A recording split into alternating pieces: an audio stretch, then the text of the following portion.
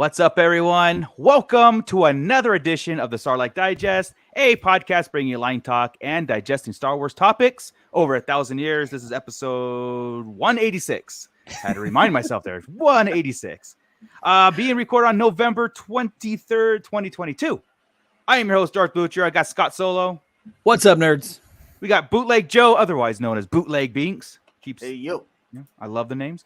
And fresh off the Fallen Fett Chronicles, talking about all the Walking Dead stuff. I was watching you guys, but plugging my ears because I still haven't watched it. But Ernie the Fallen Fett with kind of cleanly shaven. Hi, how you doing? Yeah. What is happening? He washed his face. Yeah, I hate it. You look like your brother. I hate it, man. Why I had to did it shave it happen? for work every year. We have our respirator training. Right. I hate that. Dude, and it's so Gotcha. stupid because I ain't never been on the job and seen somebody say, wait a second, let me go shave and then I'll put on my respirator. Yeah. Yeah. Oh, It hasn't happened. So we all have to do it. And we've fought for, can't we change the time? Right. Like so many, you know what I'm saying? Yeah. It's always this before holidays, before like that. Of All course, the man. family photos. Yeah. Exactly. Yeah. Do April You know why? or something. You know why we have like- facial hair? Because we can. Yeah. Anyway. It sucks. Yeah. Yeah. And Anyway, then, so I'm fresh off of my show. Awesome. Yeah. So yeah, dude, you're just sitting in that chair all every Wednesday. Yes. Just never get out. So appreciate it and so much. But before we get started, and of course we got Star Wars to talk about. You know, Chris isn't not here. We'll see him next week, and probably Crystal next week too. We'll figure that out. But we're gonna hold the fort down before we get started and all the great talk and news and stuff that we got going on. Our Patreons need to be shouted out. And they need to be appreciated, not shouted at, Oh, okay. but shouted out. Gotcha. Difference. Yeah. Got it. All right. So I need to shout out all of the Patreon patrons. Gotcha. Right. All right. So special thank you to all of our Patreon patrons. Without you, we wouldn't look as gorgeous as we do. I mean, look at that.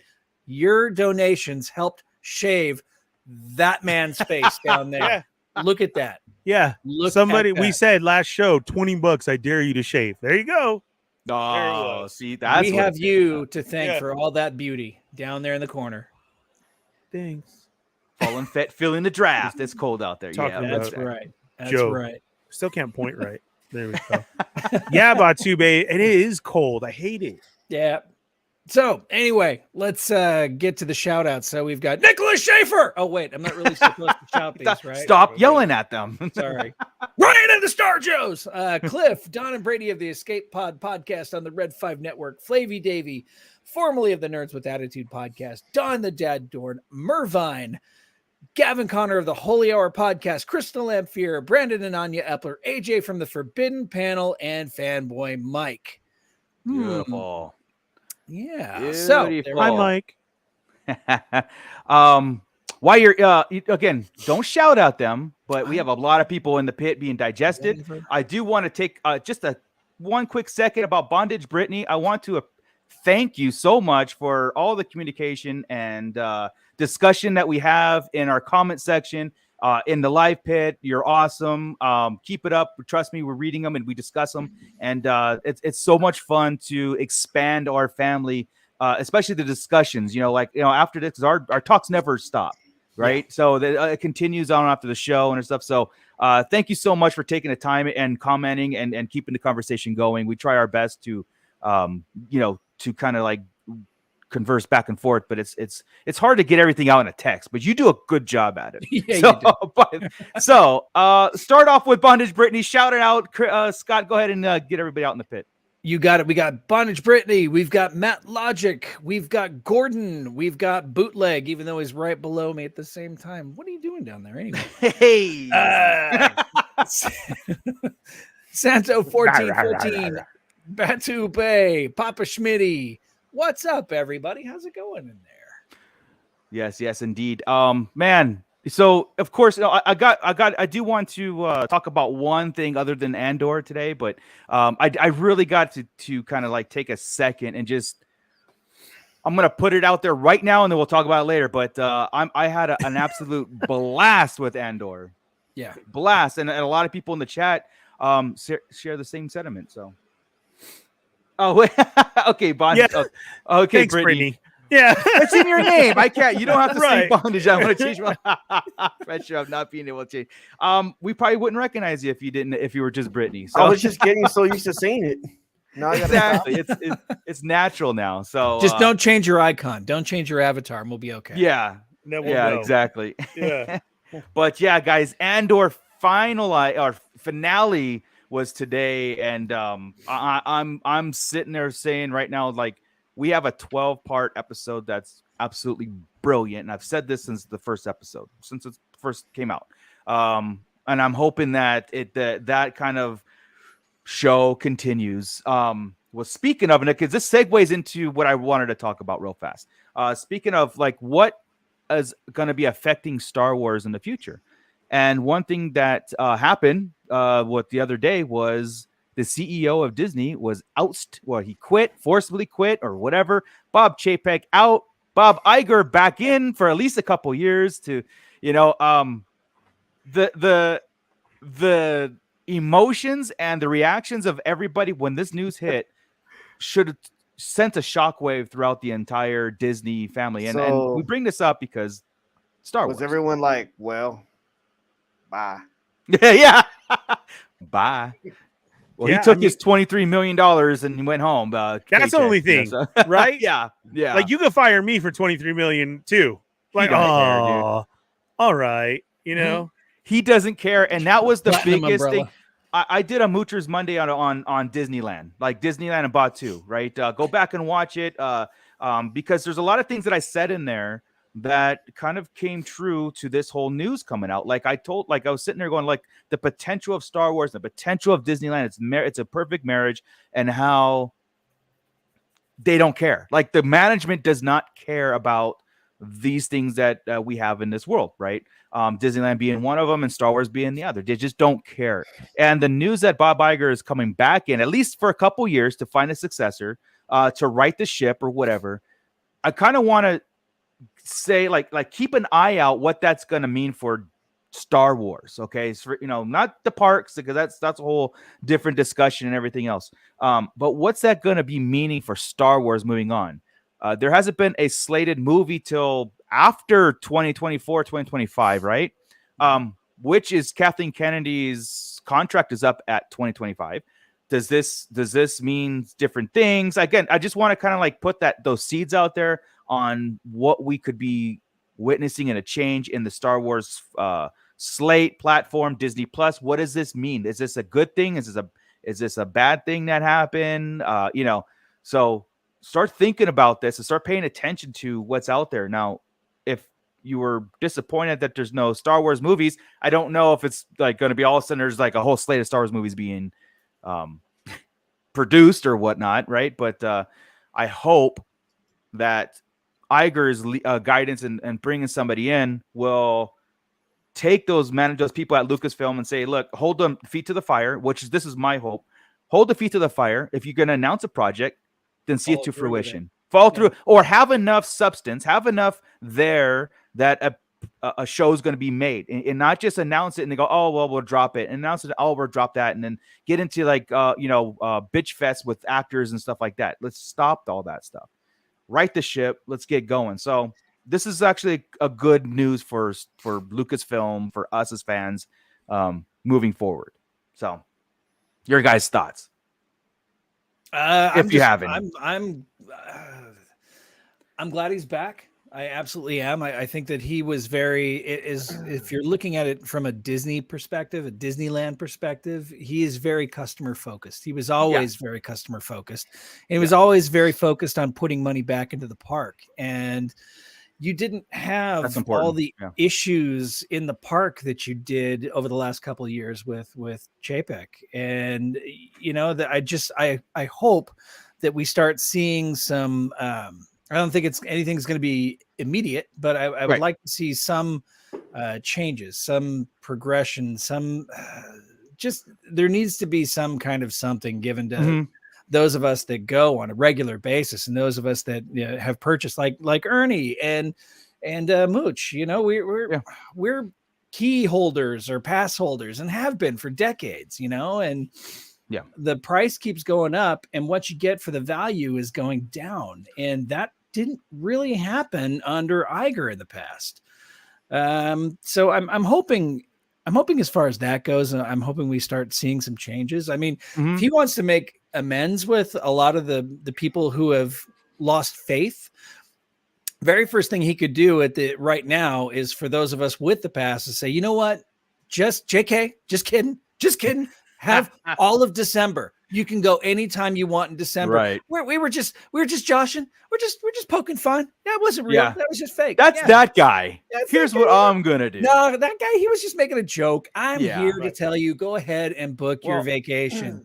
But as far as Star Wars goes, I don't know if it's gonna make any change, honestly, immediately. I think I don't know. The biggest thing is Iger's a studio guy. Iger comes from the entertainment world. Chapek is a analytics guy. He's a number cruncher. He doesn't care. He's not a story. He's not a creative person.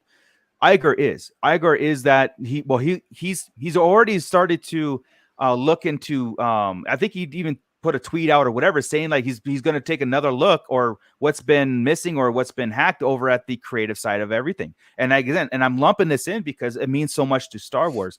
And again, what does that mean for Kathleen Kennedy and Bob Iger? Their relationships, Bob Iger is the one who brought her in. So does he give her more freedom to do things where Chapek didn't and said, hey, this makes money. And here's my concern. This is why I bring this up, guys. Everything's for a reason. And this goes right into Andor. I love Andor, but if Bob Chapek saw Andor's numbers, he'd probably say, never do this ever again, because here's the viewership, here's the subscribers, nothing happened. And then it'd be like, just for example, they'll throw in, something that's just horribly tongue in cheek and all these stupid things but people loved it because it had a lightsaber duel in it. And he'll do this like a little animated Grogu versus the Dust Bunnies thing.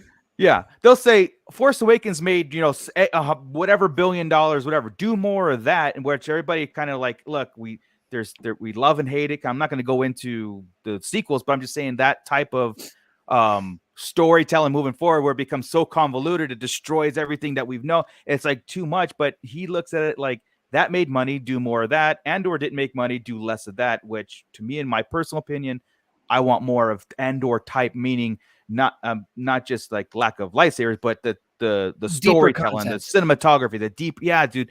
So I'm hoping that Iger sees this and tells his successor, this is what's working. And as Star Wars means a lot more than the bottom line, just like you're talking about Disneyland. Disneyland means a lot more to us obviously, but it did to Walt Disney too.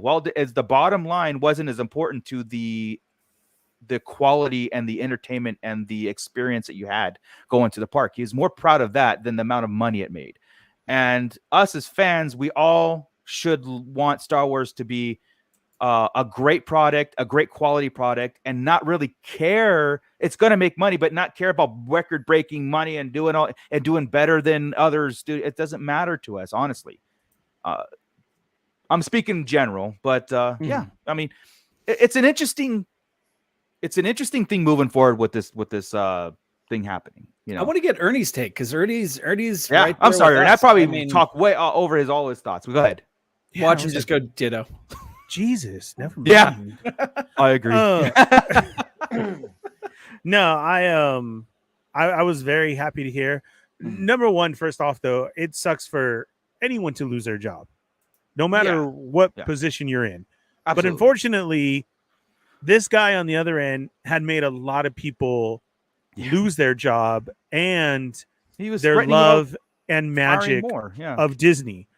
So with Iger back, it's great because I hope he gets to bring that magic return.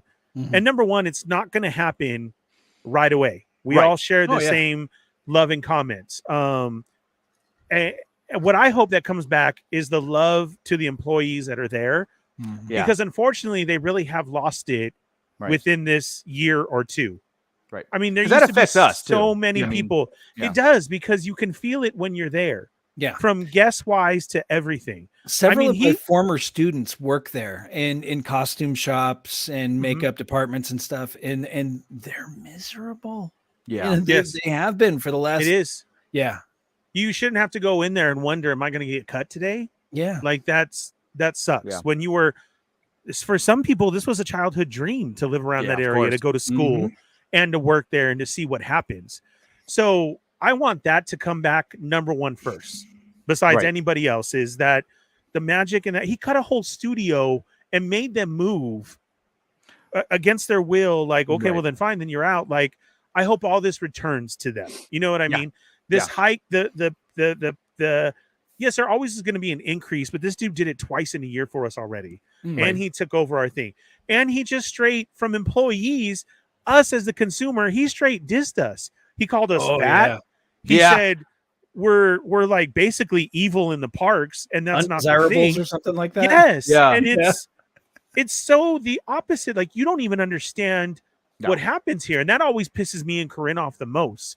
Because how could you say that a pass holder isn't spending money here when those are the ones who are always walking out with all the bags? Because we all have to be cool Same. in our stuff, or have the new sweater or the new bag or the new Lightsabers Crocs or the new sabers that are out. Anything that shows up. A vacationer, that's Disney World. And you're trying to turn that here to us. And it's not. This is a different feeling over here. Yeah. It always has been. And Iger knows that. Yeah. Our social crews and everybody who's out there of the love. And you have to bring that magic back. And I hope that's what he does. Yeah. I hope he takes care of all those employees and everything like that. He has already taken out the head of Disney Plus. I don't know if you guys knew that. Yes. That was his first thing of business. Yes. And again, nothing against that guy, but Paycheck and him, you're on a different level. You shouldn't have things running and trying to, canceling this show or like that, or about the money, or, oh, the numbers aren't showing up. It's all different times. Nobody streams right away. These numbers are going to go up when Andor hits. They're showing it on TV. Now it's over. It's a now holiday they're watching. weekend. People are binging it. Yeah. Yes. Yeah.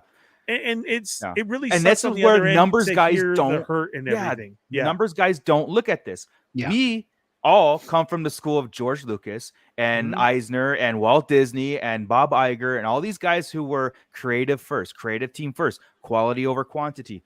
All these things. We were happy with 6 movies. We're happy with Disney Plus. We're happy with a lot of stuff. Riding the ship, meaning like, let's look at what, like I said, this all goes back to Andor. Let's look at what Andor does. Like, I'm looking at the chat and people are loving it. I'm loving it. You guys love it. Well, maybe Joey likes it, but not loves it. We'll get into that in a minute. But I mean, there are people, but they don't hate it.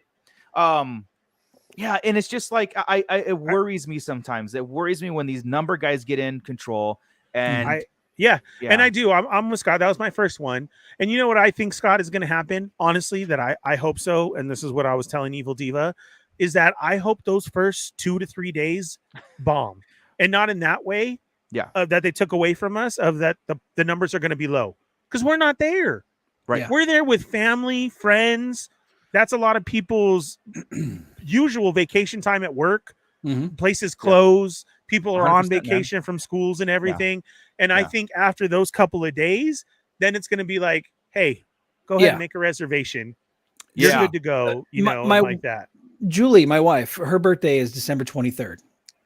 Forever, we've been together for 31 years. For 30 years now, I have taken her to Disneyland on or right around her birthday. And I can't do that this year because of this new rule. So he's broken a lot of tradition, and that's where a lot of that hate started, from taking it away from us. Because Christmas to a lot of families is Disney.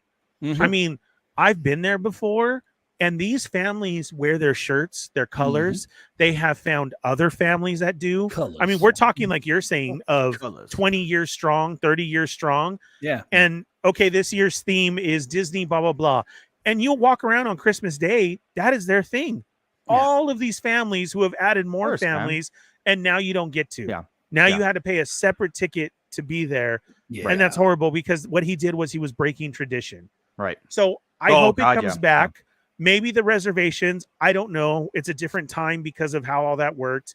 the whole Genie Plus thing is a money thing that works now, that is going, but maybe within the coming years, it will be restructured to fit back magically for all of us. That's what I'm. Yeah, that's exactly. Just right the ship. That's all. If you want a prime example of Paycheck and his kind of nickel and diming, a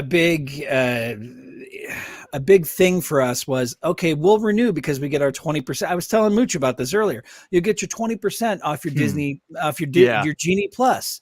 And then, so we're like, okay, well, that's worth it because we use that every time. Right. You go in there, you sign up for it, and they raise the price 20%. 20%. So you're paying the exact amount that you used to pay. That's great, and isn't it? That was Paycheck well, for you. Here's the thing. The shareholders, the board members saw that too. And this is the reason why he's out.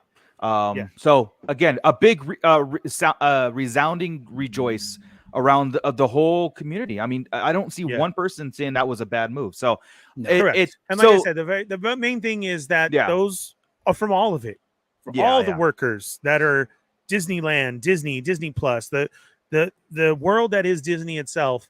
I hope those people get back their happiness. And things are restructured, and that's the main thing to me, because then that trickles down. It does trickle down, absolutely. It really does. You know. So the suns are brighter. They're brighter. So it's a very good, very very good news for all of us, especially I think especially Star Wars fans. It's going to be good. I want to get into Andor now because that's what we're here to talk about, and because we can go on for Disneyland forever. We'll probably do another show about I'll probably do something Moocher Monday show about that, and we'll really get into. It really goes into Andor because those people of the company really saw him up there, the Emperor, the Empire itself. That was not Disney, and they talked within themselves. And made a fight to this guy has got to go, and that rebellion worked.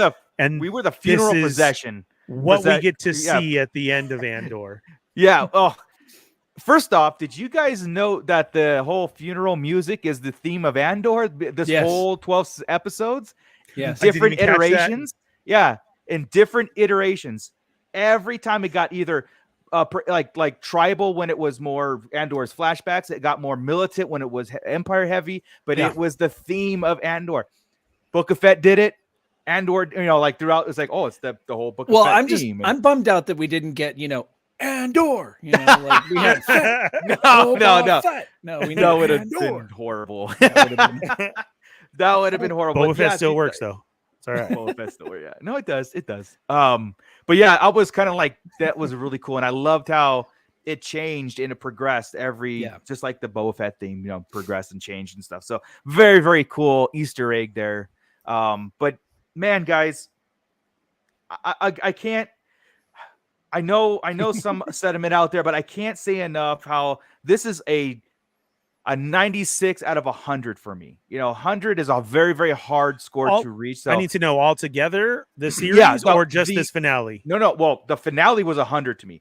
Altogether, this entire 12-part series is a 96 to me.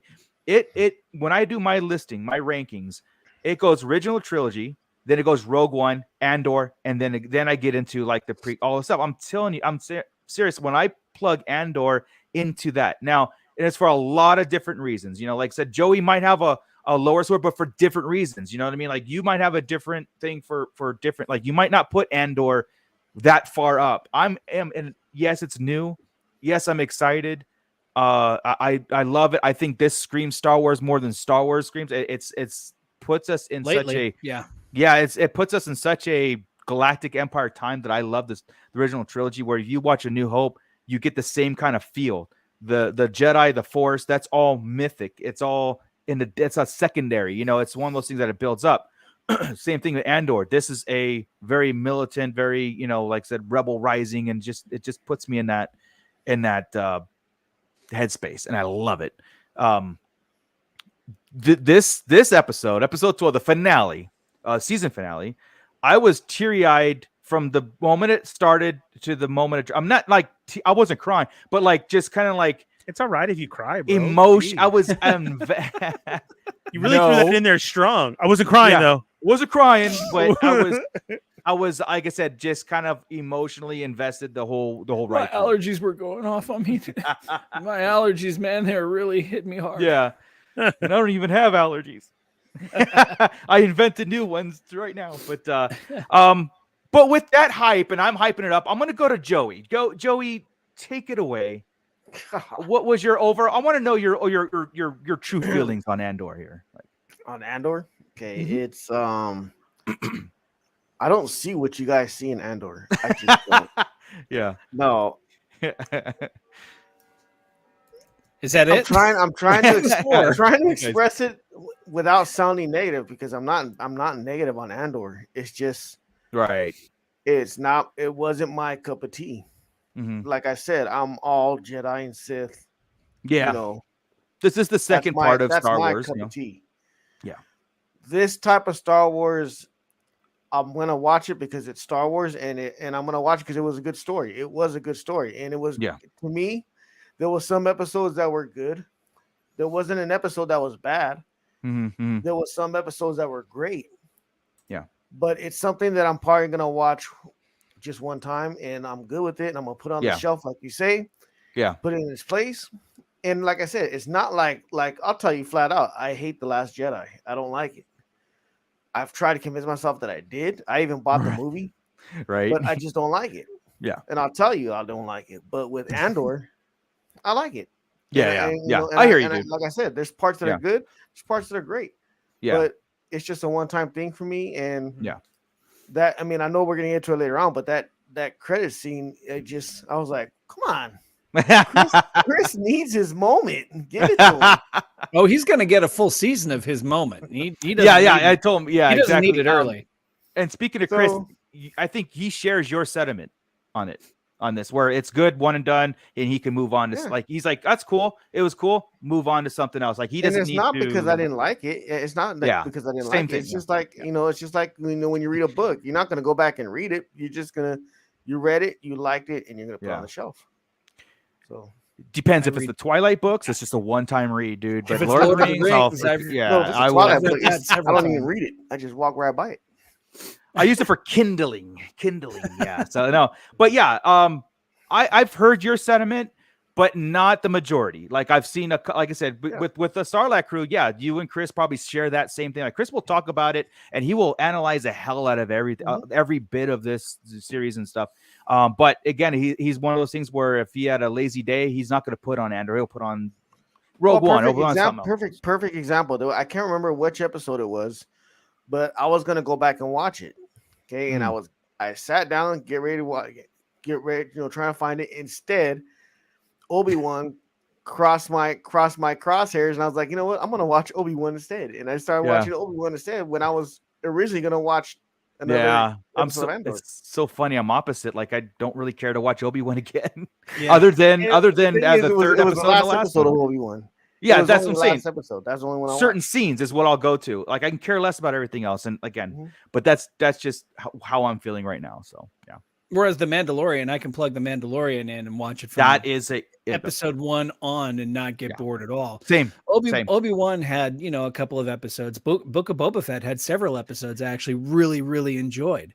I might bitch about it because, he's just kind of like not doing what I wanted him to do, but otherwise it was a damn good show. But Andor, I freaking loved every second of it. It's like some kind of slow-paced, dramatic. It was but there was just something about it where it spoke to me on a different level. It was almost like Star Wars for grown-ups, and I'm not sure if that's necessarily a good thing or a bad thing, but it really it stuck with me. It hit me right where it needed to hit me at the right time. Yeah. I agree, man. So, like I really agree. Like it's for some reason, again, it's hitting me that it's more Star Wars than Star Wars has ever been. Add in the Force and add in lightsabers, then I'm like I can die. Perfection. Happy. It would have been perfect. Like absolute. But that's perfection. the thing, though. If you add that in, it wouldn't feel right. Well, they did it in Rogue One, and it worked, right? Like it had that that little 10-second or a 30-second scene, and it just like. Dude, you put Vader in a Godzilla movie and it will feel right. I mean, if you put Vader in anything, dude, it's gonna feel right. If you look at Andor, though, from episode 1, I'm assuming all the way through episode 24 into Rogue One, it's going to have that exclamation point at the very end of his story where Darth Vader pops out and makes mincemeat out of a bunch of rebels on the Tantive 4. You know, I mean, it's going to be that bookend. You know, you're going to have the slow start that's going to build up and build up and build up, and you know it's coming. Eventually, Darth Vader comes out in that hallway and starts whooping ass. Right. So, I mean, exactly. I look at it like that. This is a very long story that ends with Darth Vader kicking ass. Yeah. So 100%. I'm good with it. I'm really good with it. Ernie, what was better, this Andor finale or the Walking Dead finale? The Walking Dead and Walking Dead for me. That was it. Yeah, I didn't end up doing a podcasting dead. I got with Cheney and we were talking about the weekend shenanigans. I was just mentioning in there about it because a lot of people fell off from Walking Dead because it went so long. So I would have to say Walking Dead was an emotional ride to where we know what's happening here, right? So this is a different type of emotion. Yeah. Because it's showing us so much, right? Yeah. Yeah. We're getting this. Oh, okay. Oh, wow. And the story of Andor right now is good. I do share with them, like, to me, it's like a one and done. I watched every single one twice. Sure. And unfortunately, last night, so I wouldn't be spoiled by anything, because I didn't have to work today, I actually stayed up and watched it. And then as of just a little while ago, I was like, oh crap, I can't even remember some of the stuff because it was so late. You know what I mean? So where I've got to see it throughout the day, hop on here and talk about it and like that, and that's worked out better. Right. So even to that long excitement, like I didn't know there was an after credit scene. This is a first. We ain't never done that before, ever. For this series, that's not our thing. Chris gave us a warning last week. He said he had heard that there's an after credit scene. Yeah. Yeah, so I had no clue. Yeah. And I was like, oh, I thought it was a joke. Somebody mentioned to me in my chat, and I was like, I saw that earlier. Right? Yeah. And I was, because I said, we don't do that at Star Wars. We don't do after credit scenes. Yeah. And this then is the second one that they've ever done, right? This is the second. The Mando had it. But see, I don't take Book of Boba Fett. That's right. But that was Mando kind of like to me, it was like the kind of rest of the story, like not an after credit. You know what I mean? It was like it was basically to me like a pre Book of Boba Fett show. Yeah, just to say this is what's coming. You know? Yeah, I mean, the after credits, it was an answer to everybody's question. What are they building on the prison? That's it. That's all it was for. I mean, we know that the Death Star, we know, but we'll talk about that in a sec. But yeah, so. I get it. And like I said, maybe it's just that, like I said, where Scott is what mentioned. It's like, see, just Gordon didn't know either. I didn't know. Oh no, we're gonna spoil it for you, buddy. So it's actually not a spoiler, Gordon, but it's a fun little thing. So you know, either put it on right now, or we'll talk about it at the end of the breakdown here, because it answers a bet that everybody had on what they were making in the prison. That was fun. It was one of the choices in the poll that we put up there on YouTube. So check it out. Yeah. But yeah, guys, like I said in the beginning, you know, how from the intro music, from the very first thing, I just felt like this was an actual. It did a lot of closure. It did a lot of answering questions, but also, you know, it did set up the whole progression of Andor, and it had him leaping into season 2, and of course everything that we know. Look at this jackass, man. Okay, hold on, be right back.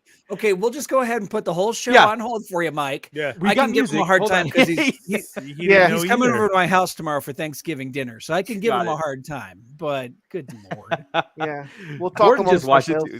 Yeah, exactly. But I feel like everything happened from it. Everything that was introduced to us from the episode 1 to all the characters and stuff, it came back full circle.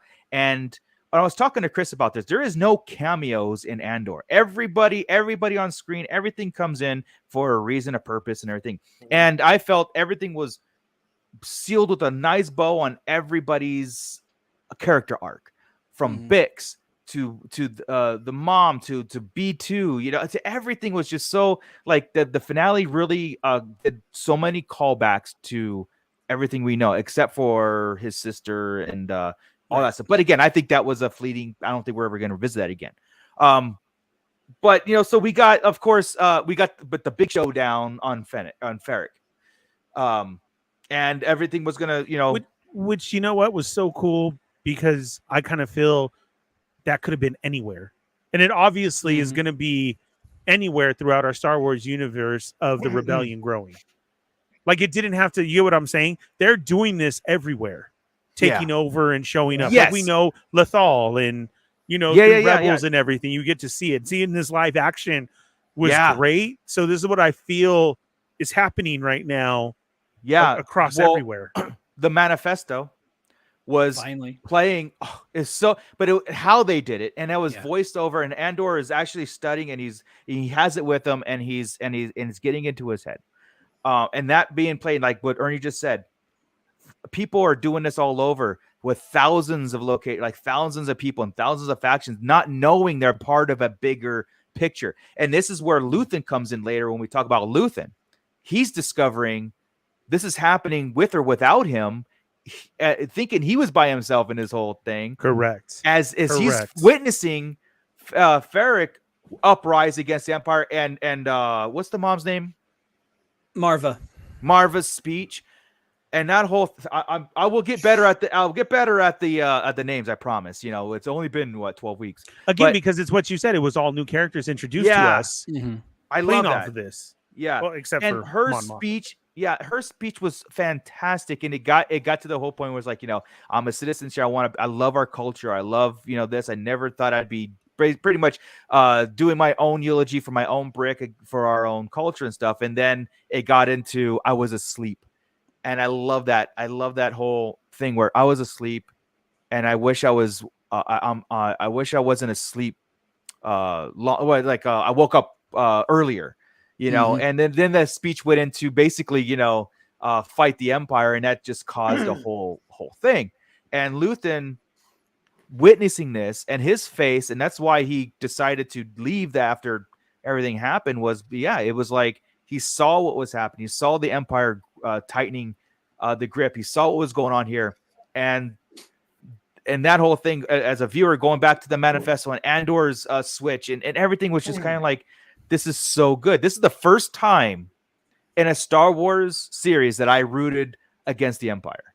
You know what I mean? Or, not really? Rooted, but not rooted, but like kind of like I felt, get him, kill him, dude. This is the first time, honestly. What do you got, Joe? Dude, when I saw this scene, I was like, they straight Tupac hologrammed her, dude. Yeah. And I was like, what would have been great is after her speech, a throwback to I can't, my mind's blank with a movie right now, but with Arnold Schwarzenegger when he was on Mars, and that one lady with the mask, and just the way she was giving that speech, if she would have ended it with the "get ready for a surprise," and then bombs just going off everywhere where they're stationed at, dude. Yeah. Well, and that's the to me that's the brilliance of the series, how it was in people's individual fights against the kid that lost his dad and he was building the bomb at the beginning. It was his cause. It was Bix was locked up, and everybody knew that they would have to. Andor had the reason. Marva was in it for a lot more reasons. Like, they killed her husband. They destroyed Cassian's planet, or people on there. And everybody had these personal personal stories that all just kind of, festered into this one big outburst. And like Ernie's saying, it's not just here, it's everywhere. And I think that whole thing about, that's what I found was great. Yeah. That, and I ran to the store today, and I made sure to get at least 3 boxes of Oops All Berries so that I can send it in to get my holographic Marva. So I wish that was a thing, dude. I should be able to. You could just plug her into the top of B2, and yeah. Well, when we get a Hot Toys B2, that's gonna happen. That's gonna. I'll get extra UPCs for you guys. Just let me know. See, dude, now when I have my funeral, that's what I want to do. I want to be a hologram. To be able to come and talk. You want us to throw bombs into a stone and put it at the center of Victorville? Bro, mine aim a little higher, man. Aim a little higher. No, because I swear to God, I'd be like I'd be right there with Joe We can have matching like stones all through the hood, and I'll say I'm a hologram too, and I'll just leave it out for opportunity. I'll be right there. What the hell are you doing here? Why? Who invited this guy? Yeah, 20-foot. That would be hilarious. Dude. Yeah. And who invited Dave? You know? Yeah.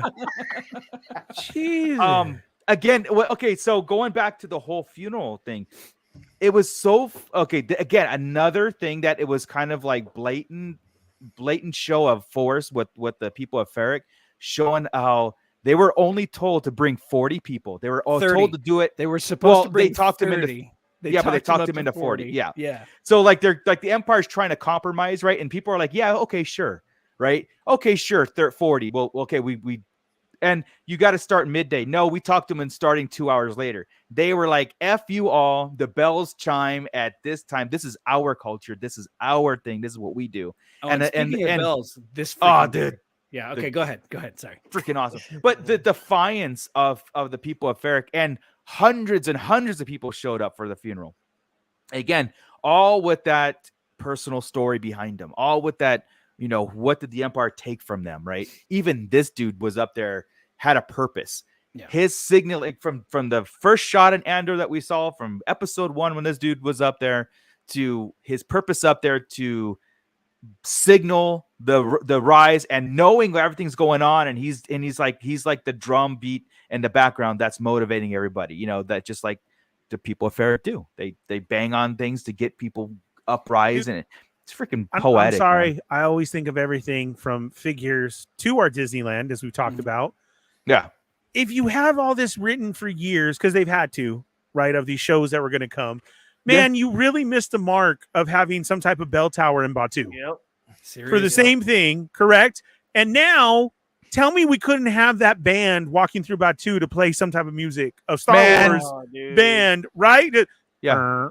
And be like, oh, that's pretty dope. Look at it, a Star Wars band, right? Like, who had the Big Trouble Little China thing going on? The whole alley with the they were walking through. Yeah. I was like, yeah, they're gonna fight. Yeah. The orange and the, I think what was great to it was the bell going off, and I think, like you said, to see the Empire, like, what the like, hey man, this ain't time. What is everybody doing? Like, you could see them just that one. Well, the one who freaked out. What's going on? What are we doing?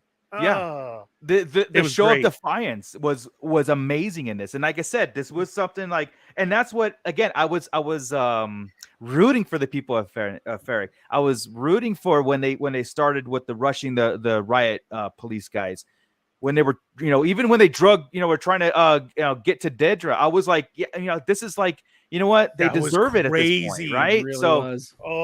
Man, so Dedra showed up there because she's I'm gonna take it upon myself, and I'm gonna be the big hero. I think it's inexperience and what happened to her. She decided to show up and try to capture Cassian herself because she's so eager to prove herself in the ISB. Working herself up. Yes, she was getting that praise. He was praising her. Everything that she had been saying had been working out. Yeah, and then you don't understand the power of the people, right, and their love, and it kicked all their asses. Every other ISB guy would stay right there in the balcony watching this thing. She went to the streets, which is respectable, you know. But at the same time, she almost got herself killed over it. And you know, what's worse than having a leader is a dead leader, right? So, in her mind, she knew she made a mistake, but she got rescued at the last minute by her boyfriend. That's not a boyfriend no more. He's straight psycho. Yeah, this guy. I mean, but the look on her face, I'm not sure if it's horror or some kind of weird attraction. I halfway expect her to just plant one on him, and I'm like, don't give him that. Almost. Yeah. I did too. Give him that. Yeah. I want to know if everybody in the pit felt the same, because I was there too. This guy is straight up Norman Bates. Well, and I don't know, man. I think we're gonna get our first serial killer in Star Wars. Well, here's my take on it. Like, okay, so I know that kill cereal. Yeah, exactly. I have Joey with the zinger. With Cyril, there's two things going on here. Okay, Cyril the serial eater killer. Obviously, Dedra is a career imperialist, right? She is whatever, and Cyril is what he aspires to be. He is aspiring to be her. Yeah. He's doing this stuff because he absolutely believes in what his this. I don't necessarily know or agree with whatever if he's in love with her, but he's using her to get to the position where he wants to be. Meaning, like, it's almost like the imperial version or the soldier version of join me and we will rule together as equals kind of deal. That's what I think. Season 2, I think this is the way he gets into the ISB. I don't think there's a love connection there. I think he's obsessed with her personally, but you're probably right. But for the reasons of different, I don't think he's obsessed with her as a person. I think he's obsessed with her position. You know what? When we know that he's going to, he's obsessed with her, bro. Yeah, he's got stuff in his private box. I can see it already. And it's going to turn weird when he says something like "degrade me," like my mother does. Like that. Pour me cereal with blue milk. Yeah. Well, I'm just saying, like, I'm looking at the bigger picture rather than a personal arc, right? I'm looking at his motive because I'm looking at, like, okay, from the first episode to this episode, where he was, what he was aspiring to be, what he did, his failure was, all these things. Yeah, it ended with her, but I think it's because he wants to be her. I don't think he wants to be with her. You know what I mean? And I'm making that connection. I might be wrong. Gordon here. I thought they were going to start making out. Yeah. Everybody thought, like, she says, I should thank you. And he's probably like, yeah, get me out of the cubicle job and take me with you kind of deal. Like, take me with you. But emotions run high in tense situations. She looks scared and confused and down to smooch. Yeah. So I think she knew she screwed up. She put her life in danger. She shouldn't have been there. She got caught up in the moment. Cyril saved her. And they both have something to learn from this. Again, we'll see these. I think we're both going to see these two in white uniforms in season 2. It's crazy to see what's going to happen because his info also helped her from the first time a lot, and she blew him off. Now he saved her life, and so what's going to happen now from that moment? Because you can already see them. Go ahead. He's going to end up smashing it, dude. He's going to. So I'm telling you, he really that look was weird. But also at the same time, I feel like they're revealed to everybody. We don't know what happens after this, but coming out that door, I already feel like he's going to have some story to put her on top of that throne again of she did this and blah, blah, blah. And I feel like that's what's going to happen. Yeah. Yeah, I mean, there's like certain things. This kind of took me back about this interaction, like her reaction to him saving her, and him actually being there and saving her. Like, you stalker, but thank you for stalking me because you saved my life. It's almost like, remember on Police Academy, Tackleberry and what's the name? It's almost like that. Yeah, I know exactly. I love that. I can't remember his name. I wanted, what I wanted to happen though was his fat friend when he ran to go get her because he was with them. Is it Linus? Yeah, Linus. Yeah. I really wanted him to say, "Who the hell was that? What are you doing?" First off, let's talk about Linus and Cyril too. Again, there's another relationship that is just. What was the hat thing? What was the hat thing? Okay, so this is what my inner dialogue of Cyril was. But I wanted that hat. You know what I mean? Here you go, sir. Here you go. Yeah. I don't know took your hat. I don't know Linus's motivation here. Like, why is he helping Cyril? Why is he following him? Because his is the lower of Cyril helping her. Yeah, but he got fired. It's like levels of admiration. Yeah, but still, he's going to do anything that he can for him. Yeah, if she can get him in, he's going to bring Linus in. Yeah, I guess that's it. Because I get like the reason why Linus is even that whole thing with in the beginning of the season when Cyril was making that speech and Linus was like, "Good job, sir." Like, okay, but he didn't mean it. Like, it wasn't like it was almost like, okay, like, hey guys, he's a little off today. It's all right. So, but that whole thing with Cyril sitting there and then Linus taking off the hat and then switching hats, it's like, but I wanted that one. It matches me better. Don't you see the outfit I put together? That was exactly what it was. Seriously, yeah. It was so funny. And he knew he didn't have to say anything. He knows him so well. He wants my hat. Passes him the hat. So great. But and then weird. At the end of this whole thing, we see Linus becomes a drunken bum on the streets of Ferric. That's where he's left at. He's sitting there drinking himself. He doesn't love me. It didn't work out. He went to that lass. Yeah. That's what it should have. That's what they should have showed. I love him more than she ever will. Yeah. Time jump season 2. Cyril and Dedra have a family on Coruscant where his mother is serving space cereal to the kids. Oh God! And it starts off with Deidre saying, "I hate your mother." I know. Or, man, your mother's the best. Yeah, you know what? Like Brittany was talking about, like, you know, basically how men marry their mothers. So I'm telling you, he's gonna want her to put him down. Tell me something. Yeah, he is. But I thought that was great. Like I said, I didn't understand. I was kind of questioning Linus's motivation. This whole thing, like, why is he there with him, and why is he jeopardizing everything? And you're right. Like you talked me into it, Ernie, about that's his boy. How Cyril's using Dedra to get to that position, and Linus is using Cyril to get to, you know, like everybody's following everybody in that mind frame when it comes to that imperial domination. That's his boss, and it's always going to be his boss. Yeah, even after everything that happened. Are you okay? Like he's still there for him. Yeah. Yeah. So that look at how happy he was on the phone call, the video chat. Oh, yeah. He heard nothing or anything that was going on. The greatest video call ever. No, I'm fine. Sir. Yeah, I'm fine. Thank you. Family looks well. Yeah. Like, he is. That's why he was there. And I'm telling you, that's why he was drinking after.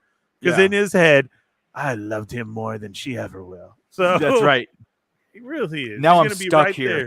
He's like, I'm stuck here on this planet now. I can't.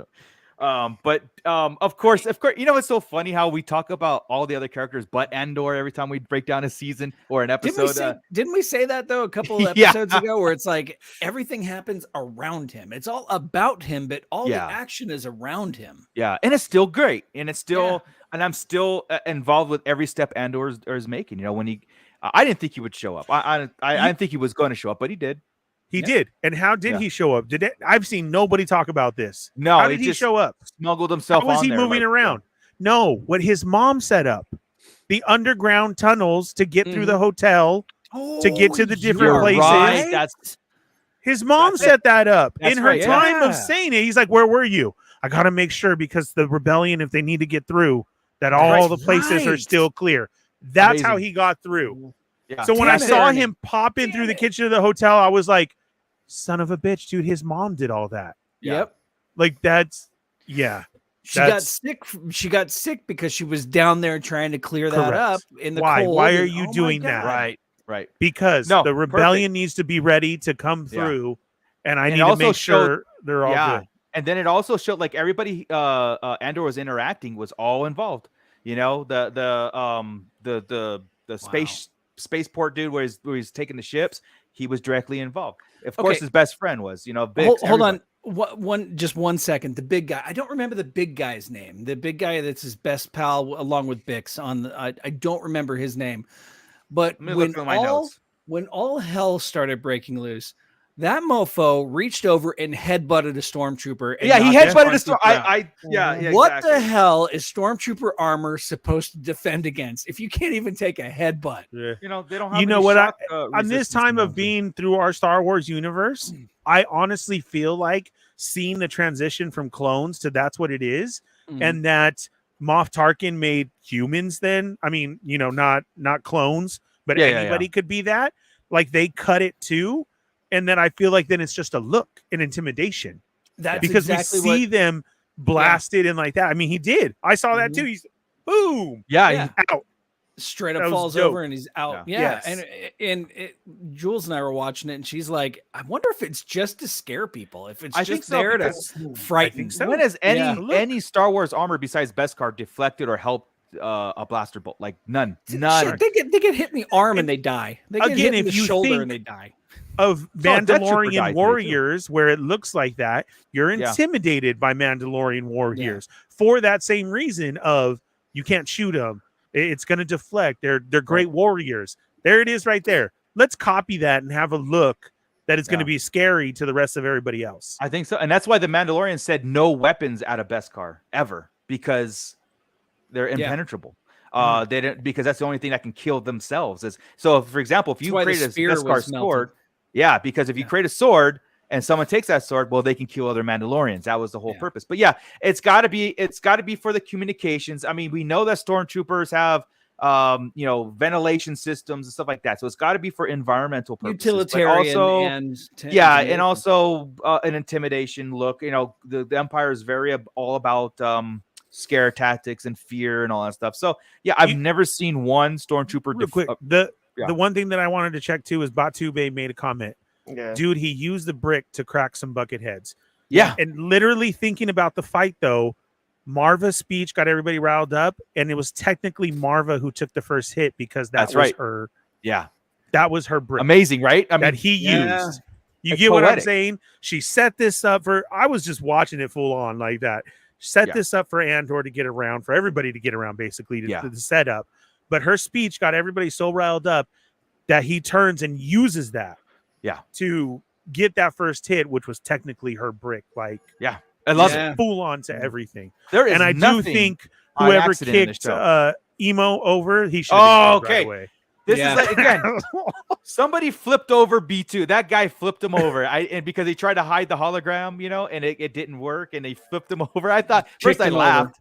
I laughed and I was like, oh man, no, nobody freaking flips a droid in Star Wars, but that was pretty funny. Yeah. Yeah.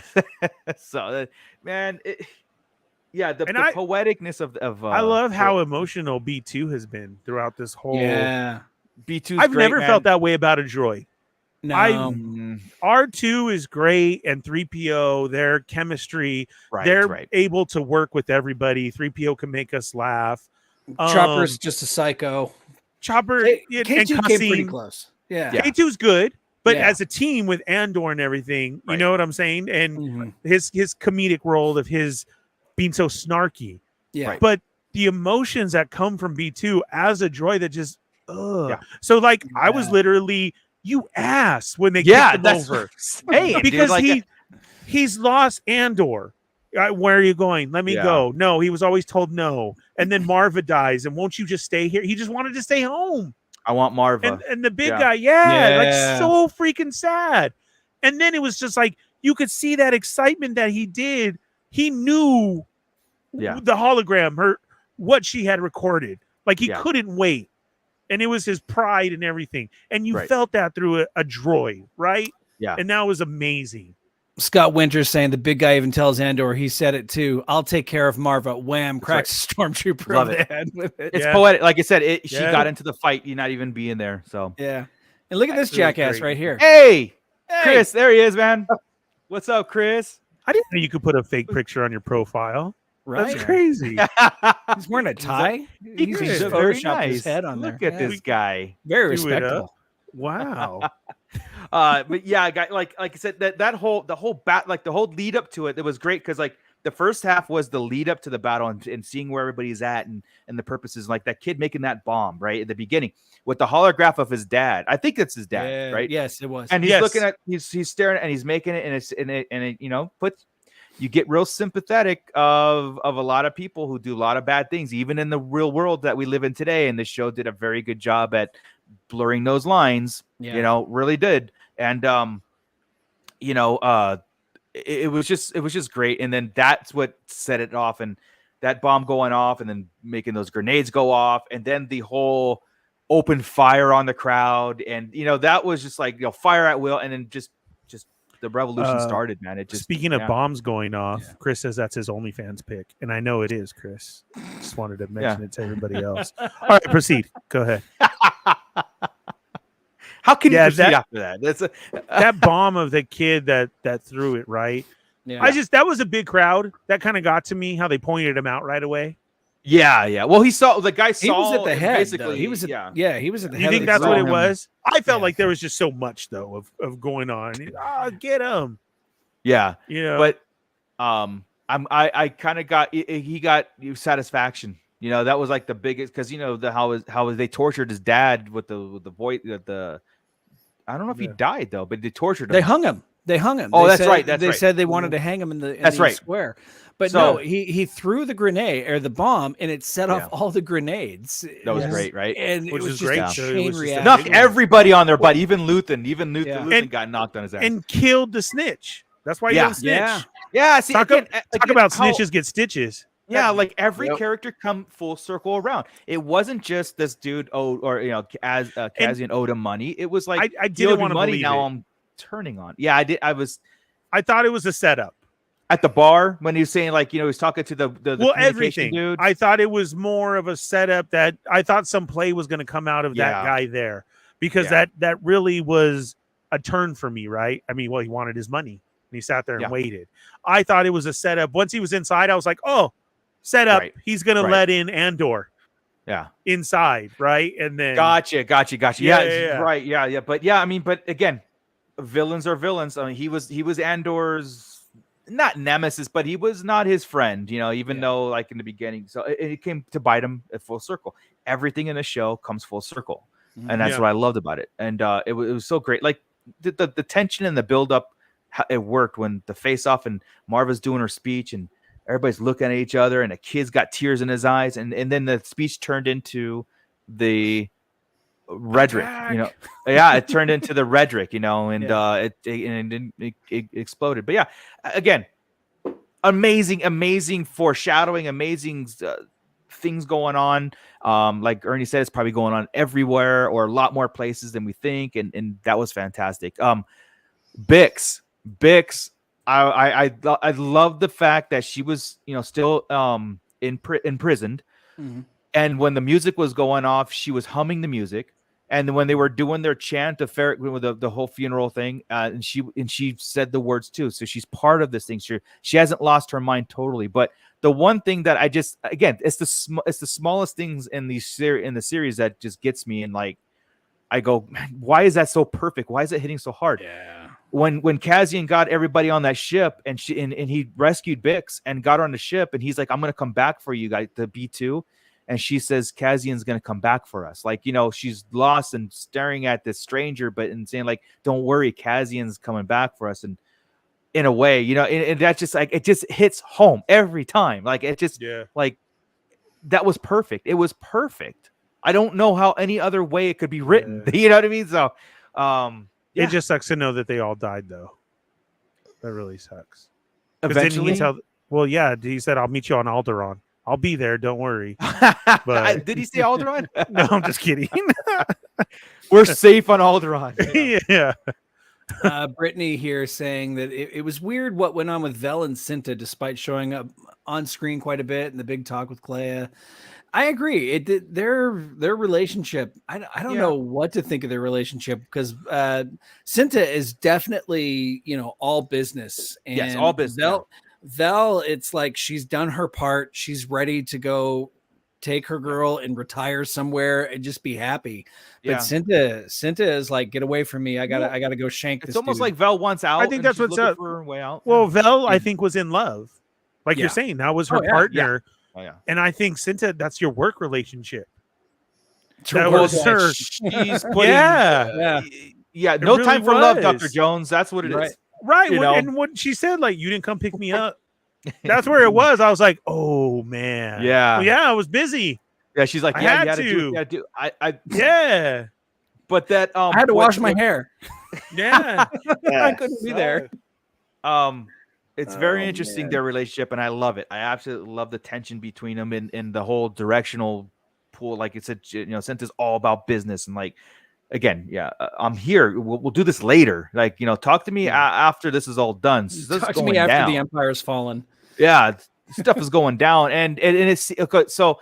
And that means that Cinta has more. Well, we know what happened. The stormtroopers killed her whole family, right? So she has more at stake in this. She has more at fight than I think Vel does at this point. You know what sucks about that, real quick, Marco? Sorry, because I don't want to lose that point. Is Homeboy's the one who said that, and he was a liar, lying about stuff. So I really don't know if any of what he said was true. I thought he was just relaying what the camp knew. I don't know if he was telling. Nobody was ever around him though for somebody to confirm. Oh, that's true too. Yeah, that's true too. So as he was always trying to poke at Cassian or say something like, kind of, you don't know anybody here, I do, or well, what do you think? Her whole family. That's what I'm saying is. That's my thing is after we saw his true intentions and he got killed and I lied about that. I don't have a brother. I don't, To me, I felt like was anything that he's saying, was that true? That's true too. Yeah. Or was it always a story to him? Because when he said that, there was nobody around. It was always a point to make towards Cassian. So I don't know what her story is or why she's we got to get these guys. Well, she sure acts like she has a bigger dog in this fight. You know what I mean? She sure acts like it, like more than Vel does. Like I think Vel she's a rich girl. She even called her out on it. Like maybe I'll pretend to be a rich girl escaping my family. You know, like I basically see it as Grease in Star Wars. You know, it is. Yeah. She's Sandy. She looks like her. Right? Yeah, exactly. But then Sandy. She's definitely a Zuko though. It's the Soshas versus the Greasers. Yeah, I was waiting for her to say that. Like, why didn't you come pick me up? And he's like, I was rocking and rolling and whatnot. And just it was like, oh, I'm sorry. You know, it did. So tell me, what was the run? Why did she take off like $1 Million Woman? Yeah, and she got never went back to her. What? Yeah, because she ran into the explosion. That was it. We never. And I'm thinking, oh, did she get hurt? Was she in that crowd and she was running to her lady? That's what I had thought it was, but then we didn't get an explanation. She probably was running to find Senta. Senta was in that crowd. No, I know. Scott, tell me more. Tell me more. See? That's what I'm saying. Does he have a land speeder? Tell me more. Tell me more. Like, they were. That'd have been great. Oh, man. If Linus joined in, Linus would definitely be that line, right? Oh, yeah, definitely. But yeah, I mean, did you get very far? Sorry, go ahead. Linus is a beauty school dropout, so I could see it. Here we go. Mooch is about to cancel us here. So Mooch, don't be mad just because you can't quote this one. We can quote everything else. Here's the thing: I can quote it, the whole movie from beginning to end, even Grease 2. I'll fight everybody here. You're a cool writer? Oh no! Wow, I'm a cool writer all day long. You know? Are you a girl with all the seasons? Dude, winter and fall. You can try me. Go ahead, dude. Go ahead. No, I don't want to because I'm embarrassing myself. This is devolving Grease very fast. 2.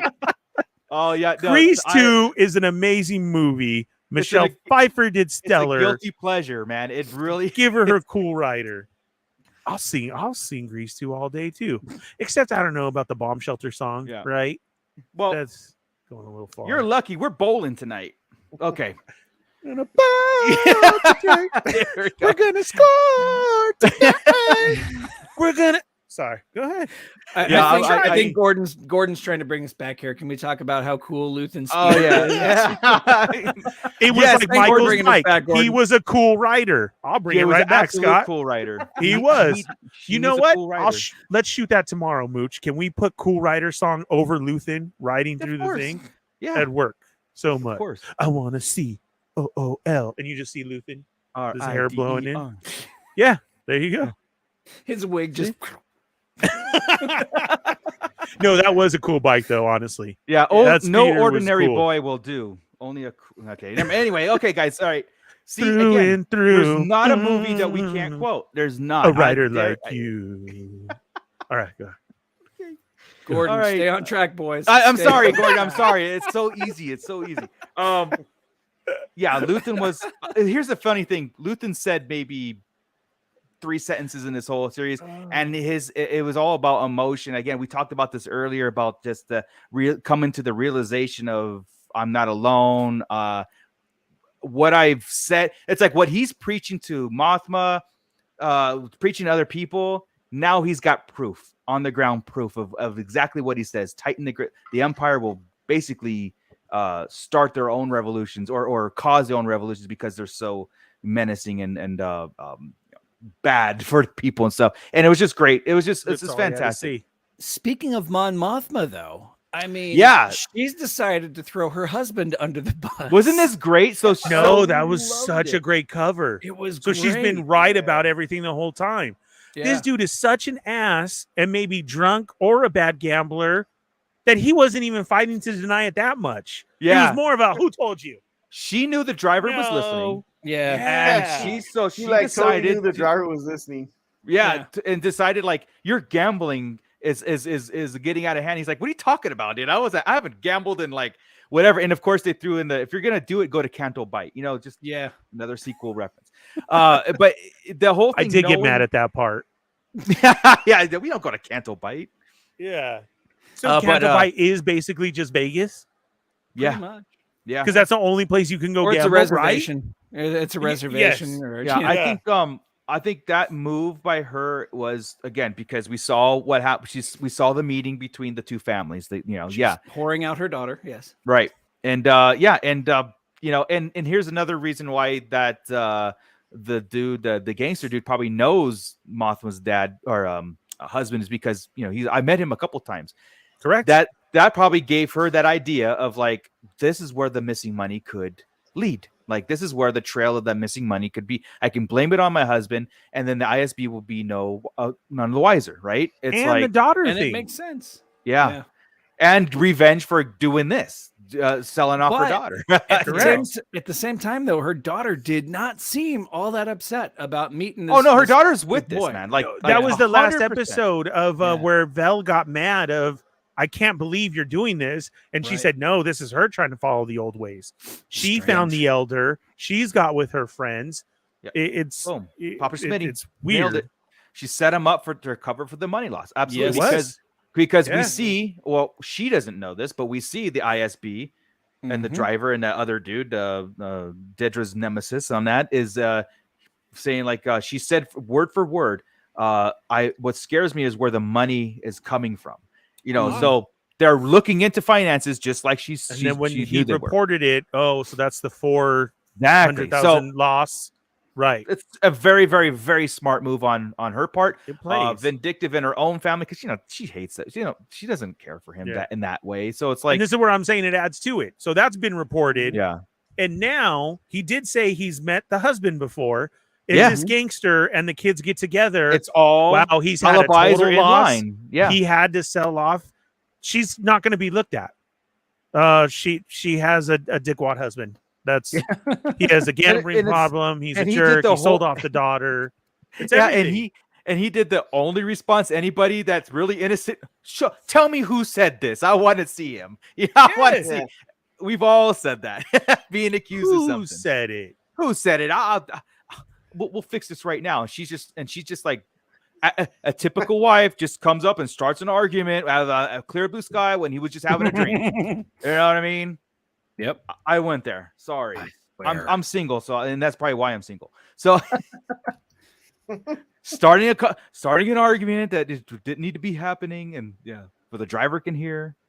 But out of all the things I have done, I can honestly say I did not do this thing. Yeah, right, exactly. Exactly. So I mean, he even comes to the car of saying, "I thought you left me," with a drink in his hand. Yeah.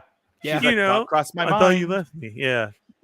I love it, dude. Like, no love lost between those two. The little, So again, like what again the series did, or this episode did, is like put the bow on stuff that we can see, her doing in the future, like setting up the money problems, and then going into season 2, there was no cliffhangers. There's nothing there. A lot of things have been not fully explained, but enough to where we're satisfied. I was satisfied moving forward. Even Andor's reaction to Luthen, like going to see Luthen because he saw him in the crowd and he says, "You're here to kill me, huh? So either kill me or take me in." Yeah, take me in. I love that. To end that. They and never that showed Uncle Harlow, huh? Nope. No, Uncle Harlow, we never saw him. Oh, yeah, that's the one loose end. That's the only cliffhanger that we got to see Uncle Harlow. Linus is Uncle Harlow. Uncle Harlow is Linus. Is Tarkin's middle name Harlow? It's no. I'm telling you. I did like. That was the loose end. I liked that he did send away B2 to be, safe. He sent B2 away to take care of his pals. So that was cool. But I don't know. I was ready to see B2 take the shot and him take the middle memory chip out. Yeah, right. But no, that's coming. B2's great. I love this droid. Man. let's see here. Nice, Man of Sun. Yeah, Kino. I Kino. love We the don't know show. what happened to Kino, but I think Kino's he either got recaptured or he drowned. I mean, we talked Pretty about sure this. he's taking lessons at the Y right now. Yeah, like I mean, I should have. He's thinking back. I should have learned to swim. He really is. So, He is. but yeah, that whole interaction with all B2 the infants. Their floaties. They have their Imperial floaties on. That'd be awesome to see. And I wouldn't put it past Andor to actually Bring it have full that. circle. Guess who he learns to swim from? Admiral Akbar. Speech is We knew it. Yeah. But that interaction between Andor and B2 too was like, I'm coming for you. You always say that, like you always say that. And he's like, and you're always there to when I'm there, you're always there to whatever. And I was just like, man, freaking B2. Yeah. I'm going to go hug my B. I'm going to go hug my B2 wherever he's at. Yeah. He's awesome. But yeah, so like season 2 is setting up to be like, we know Alan Tudyk's coming. We know K2SO's coming eventually. And we're getting closer, and to remind everybody, season 2 of Andor was already said that every 3 episodes is a year's time, so it's going to jump a year all the way leading up to the intro to Rogue One. Yeah, hey, can you highlight a Man of Sands comment? That was a great comment. Go ahead, Scott. Oh, I'm okay. Fine, whatever. Oh, because I would have counseled it. So. Does anyone now think that the show's title Andor doesn't refer to Cassian himself and instead refers to his mother Marva Cassia Andor, whose posthumous speech sparks the rebellion? Very good point. Very good point, because Andor, meaning a whole of like hey, this family is basically the spark that will unite them. I'm not going to repeat that. the actual. It was said that way, actual spark. Exactly. Yeah. But the good point, man. Good point. Like to because I thought that too. It's like when she was doing the speech and she was like riling everybody up in that sentiment, and then you had the manifesto voiceover and her voiceover, and Andor's just in the shadows, like he's not even paying attention. He's just out there trying to like see what's going on. But eventually, you're right. Like the first half could have been like the Marva's influence, and then season 2 is all about Cassian, because right now he's all in. He went to Luthen. I'm all in, and now it's going to be his turn to be the inspirational spark of rebellion going forward. So it's the Andor name. I don't know if he is that. Even whenever he's in the rebellion, I don't think he is that. He's the guy who goes shoots his pal whenever he thinks his pal might get. Huh? I don't think he's an inspiration at all. His mom, who taught him that trick? Luthen. Yeah, Luthen. Absolutely, Luthen taught him that. That's a Luthen characteristic. Would Marva agree to that? I don't know. For the greater good, would she do that? Like, would she have killed Bix for her not to get captured? Like, what? That's a great question. Like, Cassian wouldn't at this point. There's no way. But would Marva, knowing how Marva is all in, would Luthen definitely would. Like, you're about to get captured. Come here real fast. I'm gonna shoot you so you don't tell on me. They was about to kill Andor. But but going back to that whole thing about the Andor name being in the show of the influential makes a lot of sense. Like, so there's a lot of parallels. I like that. I like that thought. And then there's a conversation going on in there where in the pit here where B2 reminds Mando Mike of Vincent from the Black Hole. Yes. It's very, Man of Sand says more like Old Bob. Old Bob. Old Bob. Definitely Old Bob. Yeah. Just with, well, I don't know. Old Bob was kind of mean, but Old Bob was he just kind of had that cranky twang, He was just kind of, I'm sorry there, partner. Yeah. No, definitely. Tons of influences the show has, right? Yeah. All the way from Grease to yeah.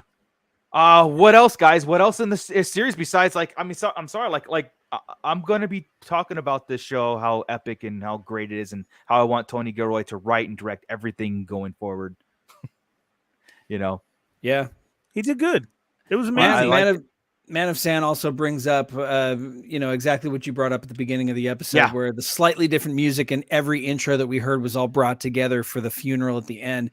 That's another good point as to what maybe Marva was the Andor in the title. That's I didn't put that together. It's and again, how smart this show is that is like one of those things where we can go, yes, that's exactly what it was meant to be. That the whole thing was about her. When we're following Andor through this thing, because Andor's learning this. He's deciding to fight for a cause versus himself. Like this whole thing about the intro, the first 9 episodes were about fighting for himself.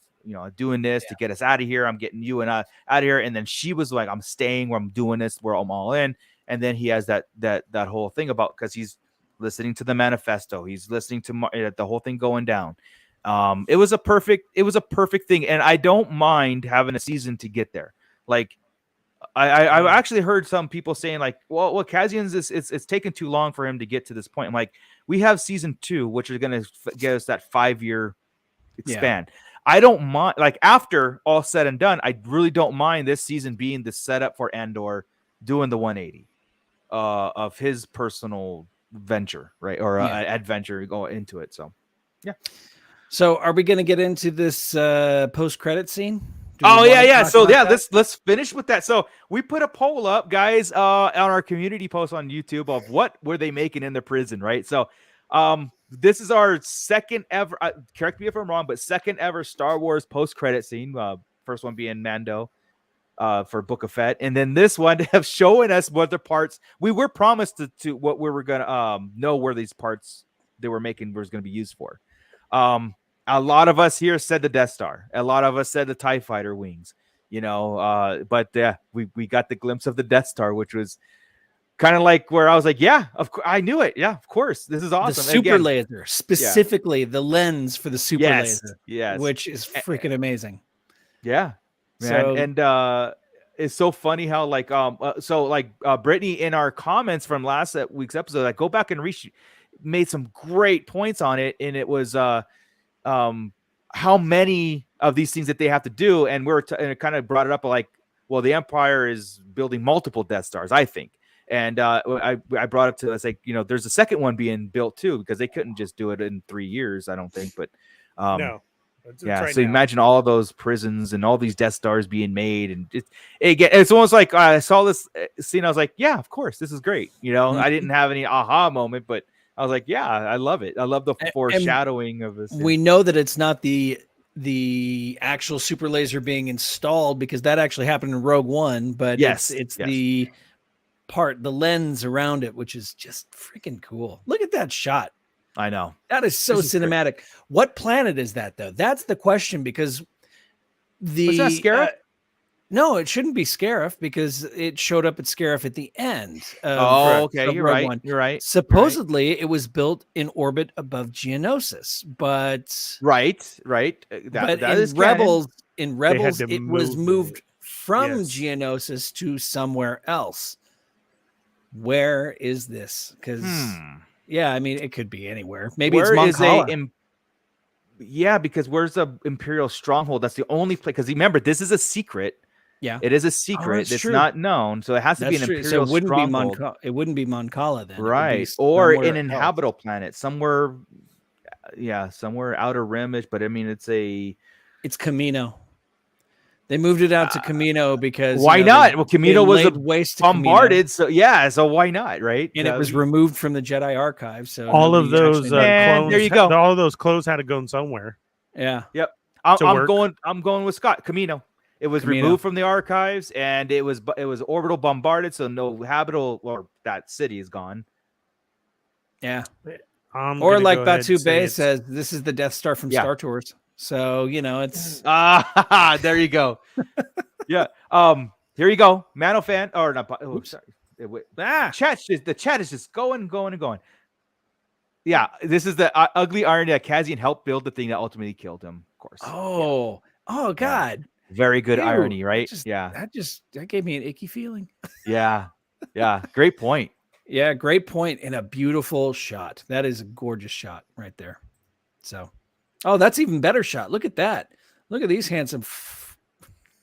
Brittany's saying even if they had 1,000 Star Destroyers for every planet, Palpatine wouldn't stop until the entire galaxy was one big Death Star and shoot other galaxies. And yeah, absolutely. That's. I mean, isn't that the whole point of?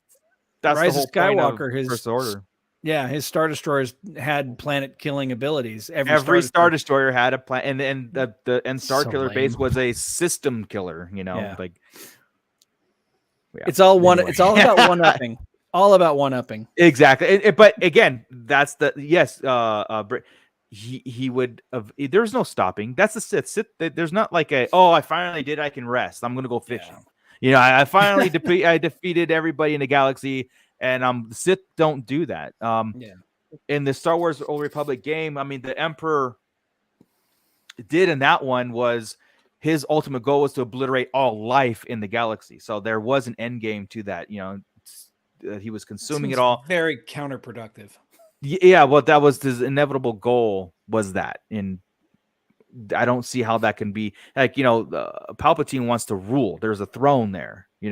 But he wants subjects, just like Sauron in Lord of the Rings. He doesn't want to kill everybody. He wants to rule them all. He does, but he will kill everybody that stands in his way. Yeah. So there has to be some sort of preservation in bad guys.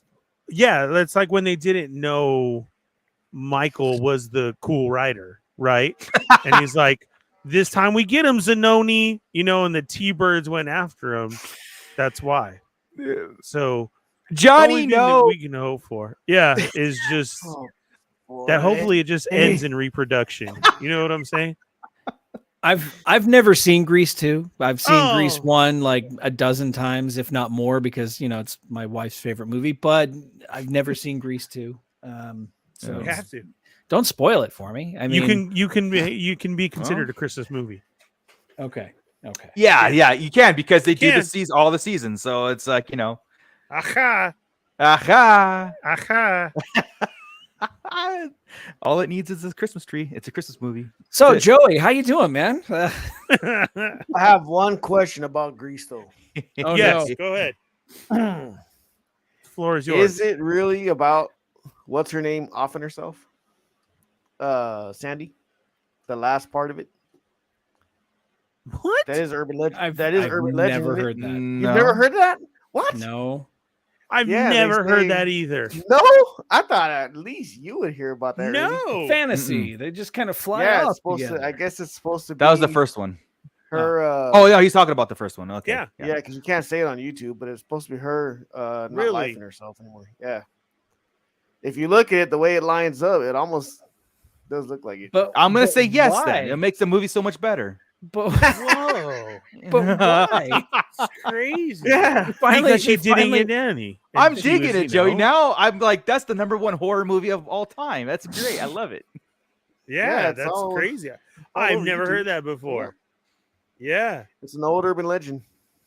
Wow. Yeah, she drowned at the beach when she. Yeah, exactly. Santo 14 is yeah. I think when she met John Travolta and over there, and she drowned. So this whole thing was the fantasy of thing. And when they were on Scarif, man. They were on Scarif. Yeah, her husband was helped build the Death Star, and it was her boy, her dad. All right. You guys are welcome. Oh yeah, I didn't know that. Wow. Off of the sunset, man. Yeah, that's great. Look at me, I'm Sandra D. I'm shocked right now. Oh my god. All right, guys. I think we'll call it a night. We'll call it a night. Again, I thank you everybody in the chat for livening it up there as you're being digested. So it's like little irony there, right? Tell me about it, stud.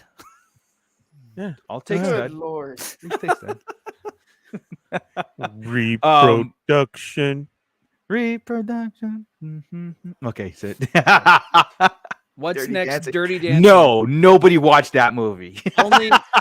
only Dirty Dancing 1, not the sequels. Gordon, you need to calm down. This is my podcast space. That's your podcast space. Okay, exactly. Don't step in his space. Yeah.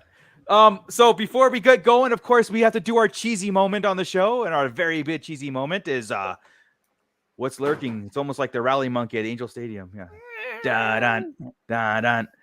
Wampa stomp the like button, please. Share, like, subscribe, share with a friend, a friend, a family member, anybody that wants the best Star Wars podcast you'll ever listen to or watch. Share it with people you don't like. Maybe they'll like you more. That's a good. We'll take it. Ernie, we need to get you something other than a Venom to do that. But so cool. I got a spare guys, Wampa lying around. Yeah. We will be back next week. We're gonna again for the holidays, coming up. Everybody in America, happy Thanksgiving. Yeah. Oh yeah. Speaking of holidays, really quick, just so these guys knows. Starting December 1st, the Star Wars Droid Factory Advent Calendar. Every day of December, there will be an opening on YouTube of whatever that day is. So we're going to unbox and put together the Droid Advent Calendar with all of you. So starting December 1st, every day at 9 a.m. Pacific time, tune in and see what's in the Advent Calendar. If you have one, join me. Do it at the same time. We'll get this. We'll open up all these droids. Doing it at the same time is awesome. Yes. Can I eat the chocolate? Chocolate droids. Yes. Sure. It's just another reason to hit that notification button because we drop videos almost daily. And when I say we, I mean Scott drops videos almost daily. But we have a lot more to discuss, guys. Like we have a lot more of this whole Disney shakeup and what it means to Star Wars. I'm kind of insulted by this comment. No, I agree. You're not his friend. Man, I talked to him the other day. I talked to him the other day, and we agreed that you are not his friend. Oh, well, okay. Well, then, as not his friend, he doesn't have to come over for Thanksgiving tomorrow. Oh, no, he's still coming over. Yes, Bad Batch is January 4th, I believe. And then, guys, right back to back is Mando Season 3, February 23rd. So we have so much. I don't even know if we can do a break because there's so much to get into and everything. And I'm so happy about this. Like, I'm loving the pit. I'm loving everybody here. I'm very thankful for everybody here, and of course the pit and having this podcast and people that want to listen to us babble for an hour and a half every week. That was great. So thank you, everybody. I'm going to kick it off to Ernie to take us out, but we'll be back because again we got a lot more to talk about and a lot more. I'm sure Andor will come up again more and more and more as we watch it. I'm going to watch it. I'll watch it for you, Joey, more than once. So. Same. You got stripe over there. It's cool. All right, Ernie, take us out of here, man. Yes. Shut me up. Thank you, everybody who was being digested in the pit tonight. Great conversations as always going on. We greatly appreciate it. Happy Thanksgiving to you all for whoever is celebrating or enjoying the week and the weekend. Be safe out there. Make some memories. Happy toy hunting. Good luck. If you need something to watch, go watch A Christmas Story Christmas. Oh, so good. good. Great movie. Oh my God. I'm waiting until Friday. I always wait till the day after Thanksgiving to watch. So good. I almost broke down. Oh my God. It was just it's so good. Nuts, it really is. It was great. Please give it a chance. Go watch it. It's definitely worth your watch. And then after you're done with that, if you need to run from family and you can't stand them in that situation, throw on some AirPods. Check out our old YouTube content. We got tons on there. Definitely. Yes. When you're done catching up with all of that, please check out our TikTok, our Facebook, Sarlacc Digest Central, 24/7 Star Wars Talk, Twitter, Instagram, everything that you need. Mostly there's more reviews over on TikTok. You can catch up on everything here from the YouTube shorts to all our past episodes. Just because Andor is done, we are not. We will be here next week, Wednesday, same time, same channel, being represented by the Red 5 Network. Thank you guys. Happy Thanksgiving. Be safe out there. Enjoy. And thank you to tonight's sponsor. What are we giving away this week?